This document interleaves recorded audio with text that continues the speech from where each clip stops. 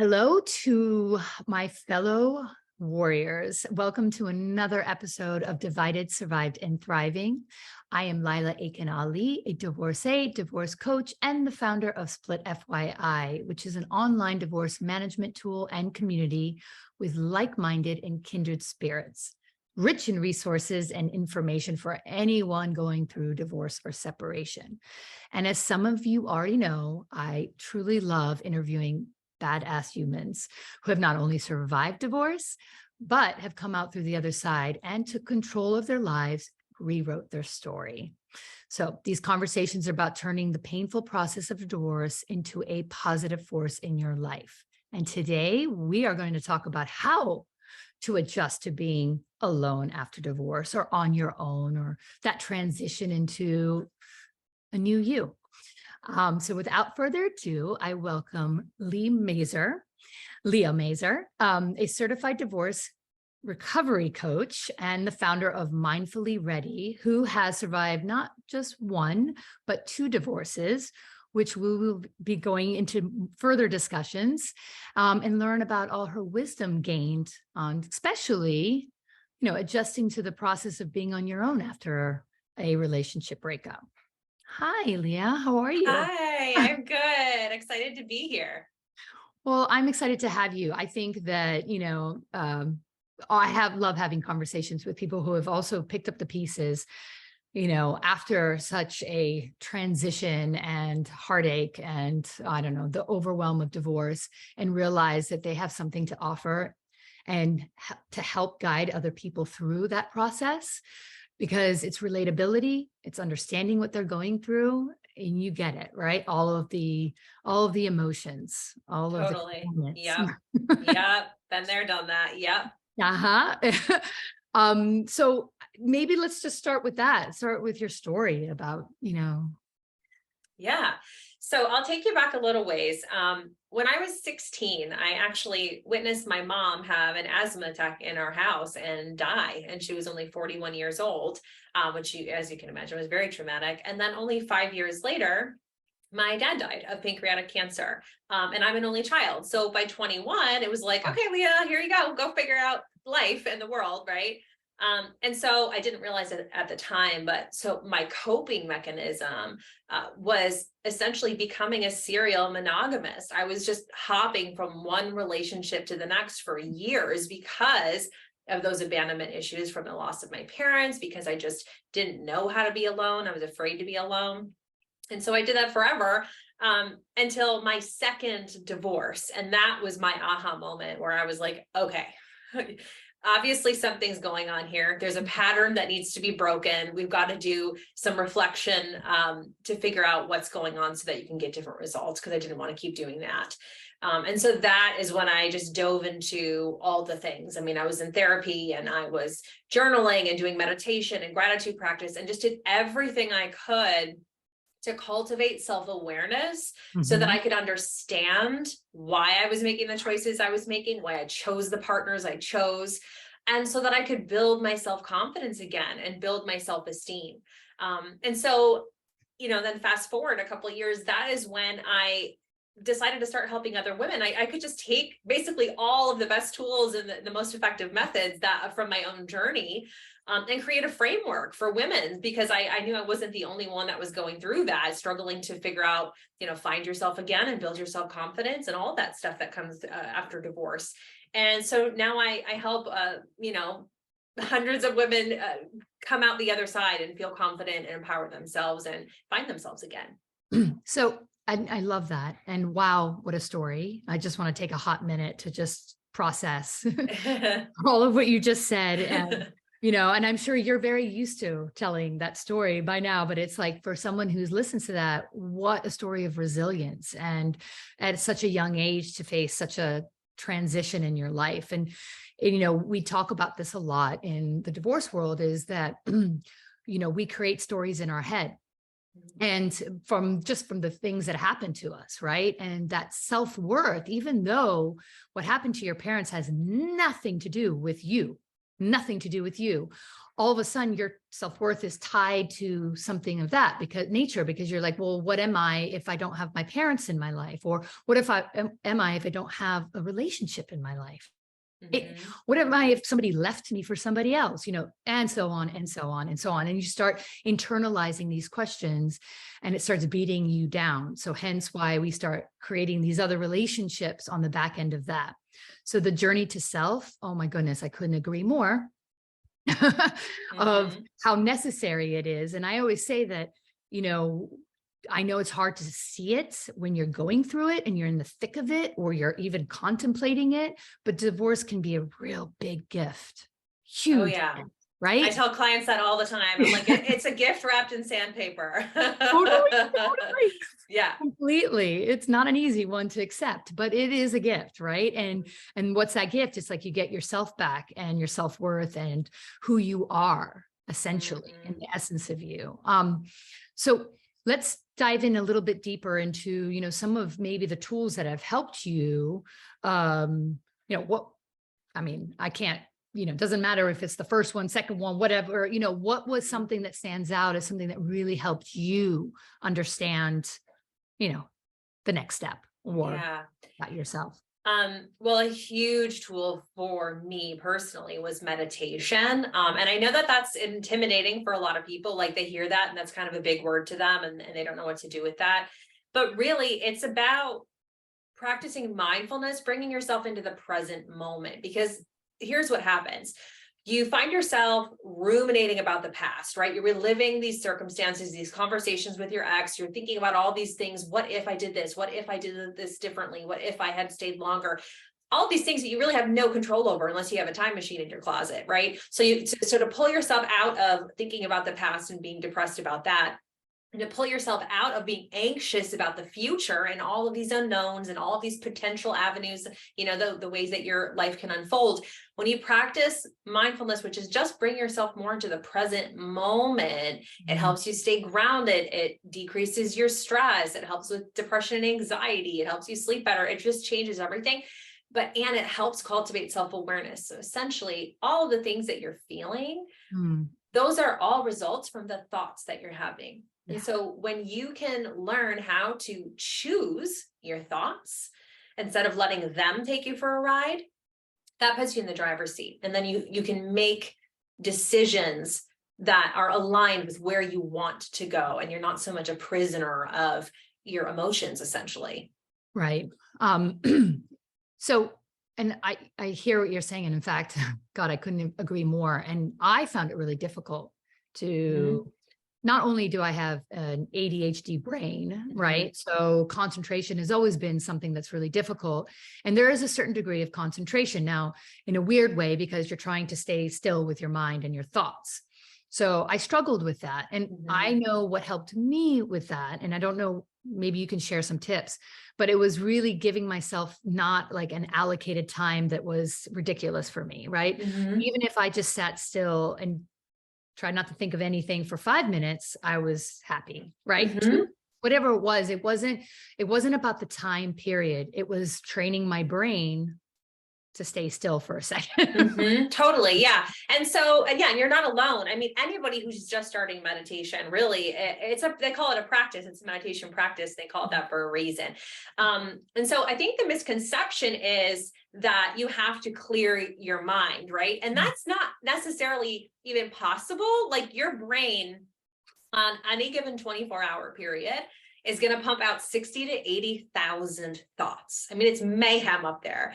And so you can't really turn that off. Your brain is just going to do its job and pump out a bunch of thoughts. So when you're doing things like meditation, or even guided meditation is great for people who are just starting, because it gives you something to pay attention to. A great thing to do is just like focus on your breath. It's just bringing yourself to your physical body, not your thoughts, not what's in your mind, but your physical body. And then every time you notice, oh, I'm thinking about who I forgot to email, or, oh, I'm thinking about what I have to make for dinner later. When you notice that you do that, you don't judge yourself for it. It's a judgment-free zone. You just acknowledge like, oops, I'm thinking about dinner. I'm just going to bring myself back to my breath again. That right there, that's the bicep curl. Right. Noticing you're drifting, bringing yourself back again without judgment. And you might do that 100 times in 10 minutes, but that's meditation. And that's the tool. And the reason that helps you is because then when you're in your day to day, when you're having conversations with people, when you're finding that you're like totally kind of revved up in your emotions, you're going to catch it. Just like you caught yourself drifting off thinking about dinner or about who you were going to email, you're going to catch yourself in that like thought coaster, and you can kind of pull yourself back out of it again and choose to think of something else. Right. No, brilliant. And 100%, it is literally, it's working that muscle. Yeah. It's working that muscle of stillness. Yes. And I can't agree more, because I literally, it took a while. It did take a while, and I got there. And one of the things that actually helped me was listening to a monotonous sound. So whether it was like my dryer or, air conditioning or whatever it was that was in the background, that focusing on that sound that was just a constant really helped me. Yes. And that's what you have to do too, is kind of play around and find what works for you. Some people can just set a timer and sit in silence. Some people need that guided meditation or need that little noise, or focus on something like a candle flame. Or some people, there's walking meditations. You don't even have to sit still and close your eyes. You can just go on a walking meditation. The point is to just bring your attention to what's actually happening in that moment, right? Like the physical sensations. What are you smelling? What do you hear? What do you feel when your feet are hitting the ground? That's mindfulness. Right. I love it. Amazing. Okay. So meditation. Check. Yes. And journaling. I mean, journal. This is why this is so powerful. One, anybody can do it. Go grab a scrap sheet of paper or go to the dollar store and get a journal, right? Number two, it helps you get all of those thoughts out of your brain and onto the paper. And when you see things in black and white, it helps you process things, and you wind up finding answers to questions that you didn't even know that you had. Like that wisdom is in you, and sometimes you can't even find it because you're not getting it out. And you can kind of look through those things in a more objective way so that they make sense to you in a different way. And it also tracks your progress. I can't tell you how many clients I've had who like forget how far they've come. They're like, why am I not further from by now? Why am I still crying about this? I feel like I should be further along. It's like, yeah, well, check back to like 30 days ago or, 3 months ago and read some of your entries. You have like made it down the road, right? For anyone listening, healing is not linear. Okay. You're going to have those ups and downs and backs and forth, and that's okay. You're still going in the right direction. Yeah, I agree. I mean, it's never enough, right? I mean, we're always hard on ourselves, and even in our day-to-day life, it's like we didn't do enough in a day. What? I mean, if you look back at from the time you got up in the morning to the time you're going to bed, you did a lot. Yeah. And, you're just always going to be hard on yourself because you didn't get through all the things you wanted to do. Right. And so, and we tend to have no patience. And I get that, because we already want to feel better and we already want to, be over it or on the other side of it. And it's interesting because there is no magic, number or time period or whatever it is, but it's the gradualness, and that journaling really allows for capturing those moments, aha moments. And not only that, the celebrations of, wait a minute, I've just had a realization, or I'm actually feeling better today. Even if you go back the next day and don't feel great, that day you did feel good. So you've already made a shift. Yeah. Yeah. And so kind of along those lines, another thing that really helped me and that I talk to my clients about all the time when we're talking about how to gain acceptance is reflecting on what your role was in that marriage and in that divorce. Now, this is not the blame game. This is not pointing fingers, right? But you did play a role. And when you can understand that role, that empowers you to make different choices in the future. What do you not want to repeat? What things are not serving you anymore? What didn't work for you that you need to do differently next time? Why did you make that choice? Like for me, when I was doing that reflection and diving deep, I was realizing the reason I wound up divorcing 2 husbands was because I was choosing the wrong partners. Okay, well, why? Why was I choosing these partners? Well, because I was afraid of being alone. And so I was settling in relationships because being with someone felt better than being with no one. So Mhm. that was my role, right? My role was my fear of being alone was causing me to choose the wrong partners. And so then I knew, okay, now I need to face my fear of being alone, right? That's how I'm going to fix that problem. And Mhm. that changed the whole trajectory of the rest of my life. Right. Now with that, that's a great like prelude to How do you um do this? yeah, no, there's again, I know there's no magic button or whatever we can push, but that fear of being alone, I think everyone shares that in a certain degree, especially when you are ending a marriage or a long-term relationship, right? So, you've set out to be with this person or this partner for a long time. You kind of already write it off that you're going to grow old together or grow together and do these things and all these aspirations to do all that stuff. And that's taken from you or things shifted. And oh my God, that fear of like, how am I ever going to meet another person? Because you do know that it takes a lot to be in a relationship. Mhm. So, Yeah. all right, with all of that, being alone. So, Yeah. mm, So I think part of the problem is that being alone doesn't necessarily equate to loneliness. I think that mhm, that is a misconception that you can be alone and not feel lonely. That is possible. There's a way to fulfill yourself. And you also have to not make the fact that you're alone mean you're not worthy of love. You're not good enough for a relationship. You're not, you failed somehow, or you're like a loser because you're not married, right? We have to be really careful with the conversations we're having with ourselves. Um, and so when you're adjusting to being alone, some of the huge important things that need to be happening. Number one, nurture the relationships you already have. mhm, Just because you're not married anymore does not mean you're walking around on this planet all by yourself. You have relationships. mhm, So ask yourself, how can I stay more connected? What do I need to do to feel like I'm more connected with the people that I do still have in my life, right? Number two, make sure that you are finding some kind of like creative outlet or hobby. This is the time. This is going to do a few things. Number one, it's going to pass the time, fill your time. Number two, it's going to build your confidence. And then number three, it's going to help you find yourself again, right? This is the era of like, who am I? Like, who am I right now? What do I even want with my life? That's how you do it. You explore and experiment and discover with all the things. Like, what did you used to love to do and maybe you lost interest in or you didn't have time for? What kinds of things were you always curious about or kind of interested in that you never pursued? Now's the time. Like, pick up that camera and take some pictures, or go to that dance class, or like join that hiking group. Do all the things so that you can find something that makes you feel good, that lights you up, that fills your cup. And that is going to lead to feeling more fulfilled, right? Because that's the thing, is like, if I'm not in a relationship, like, what do I do with my life? right.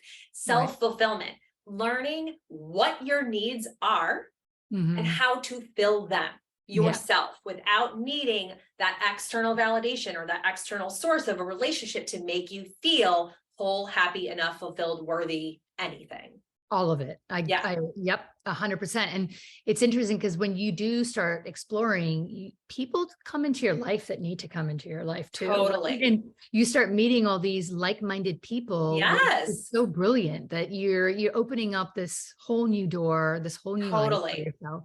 Yeah, I'll Um, tell you actually a quick story. So mhm, after as my second marriage was like crumbling, I was kind of on this journey of like, okay, I'm gonna like figure out who I am and what I like to do. And I had always loved to sing. So I was like, I'm gonna join a band. I'm gonna join a band.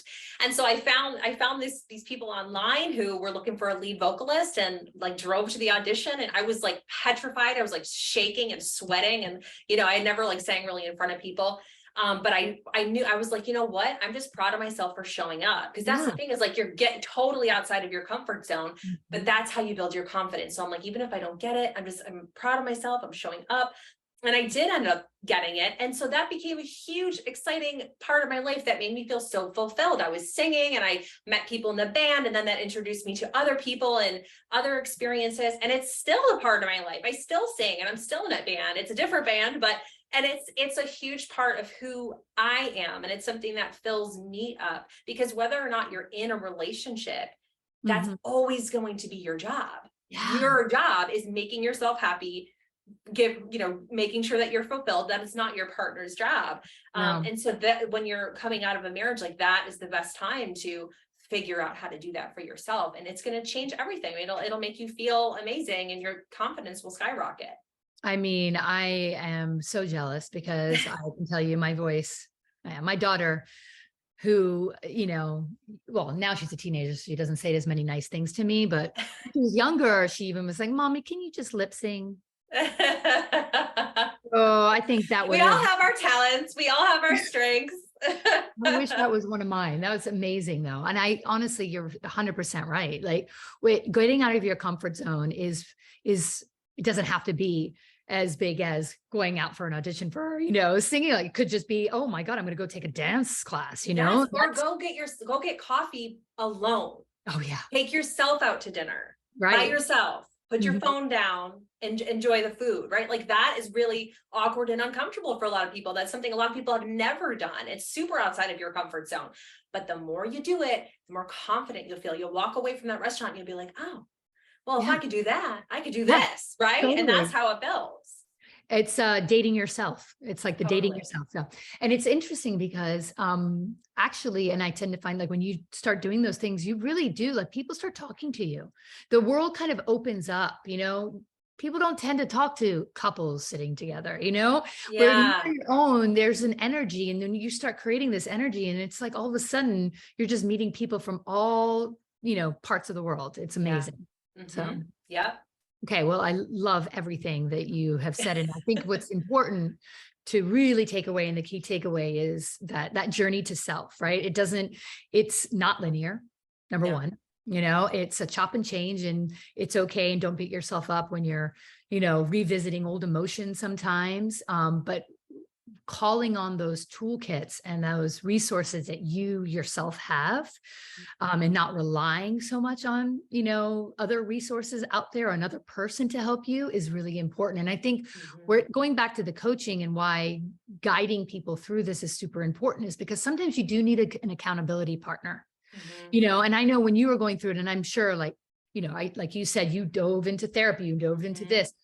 Sometimes you need that accountability partner to help you and guide you and remind you to use those tools that you have within yourself until you Totally. start doing it. Yes. And just an objective point of view. I mean, we're all human. And so we get caught up in our own patterns and our own habits and thought processes. And sometimes they're just things we can't see. I mean, we've all been, I still have my own coach. It's for a different reason. It's not for a divorce, but I still have a coach to help me in like business and things because there's things that I miss, right? It's like in our blind spot. And so having somebody like that to talk to helps show you things that you can't see so that you are empowered to make changes. Yeah, I think it's a huge investment. I have to say, like, whether it's a therapist, a coach, whoever it is that you can align yourself with that really can help you stay on track is a really important thing to do if you can do it, because honestly, it's the best investment ever. Honestly, I wouldn't have been able to do it either without that. Yeah. And I realize that our mind can be very evil and it can keep taking us back to a place that it feels comfortable. And that comfort is usually can be toxic for you. Right. So we rather not stay in there. It's unfortunate, but it does take you back there and for whatever reason. So and your brain lies to you constantly. So that just makes it even more fun to figure out. Right. Exactly. Well, so, just to summarize, I think meditation, 100%, and don't beat yourself up if you can't be doing it, you'll get there. Just practice it like it is. It's a practice. Journaling, so important. I actually started creating like journals for different things. And I know when I was going in the thick of it, I actually had a journal that I dedicated to my ex. So all the things that I knew I couldn't say, or it wouldn't resonate, or I felt like I needed to say, and the opportunity wasn't there, and I would keep it. And then I burnt that journal. I don't need it anymore, but I used it. I think that was an important journal that I was like, I know this is not going to be for the rest of my life in my world, but I need it for now. So that's also reflection, super important. I think reflecting on, just it's connecting the dots of where where you've come from and where you're going. I think that was a great insight on all of that. And really dealing with like, it's not about, being on your own. Right? Really the mindset of it, it's a shift. You're never alone. You're really never alone. No. Yes, it's true. Yeah. Yes.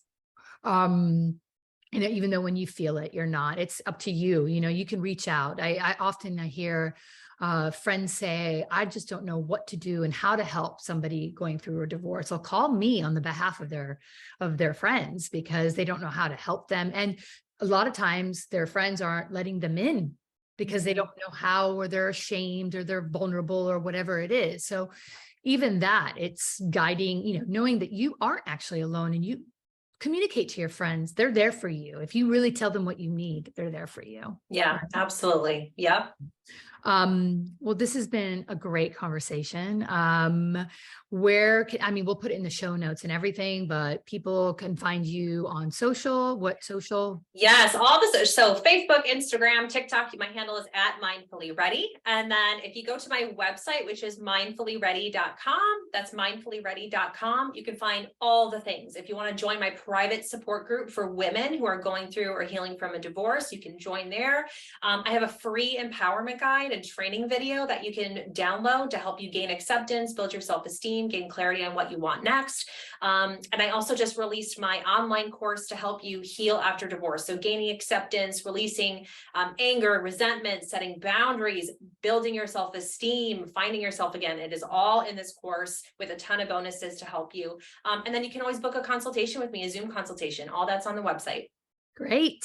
Oh, that was great. Yeah. Thank you so much for this amazing conversation. Thank you. Thank you for having me. Thank you guys for listening. And as always, we'll be back again with some amazing conversations. And if you like this, conversation, please subscribe on our YouTube channel, and also reach out to us. We're at www.split.fyi.com, and join us on our Friday coffee talks every Friday morning at 9 a.m. And love to have you too, Leah. So, all right, guys, bye.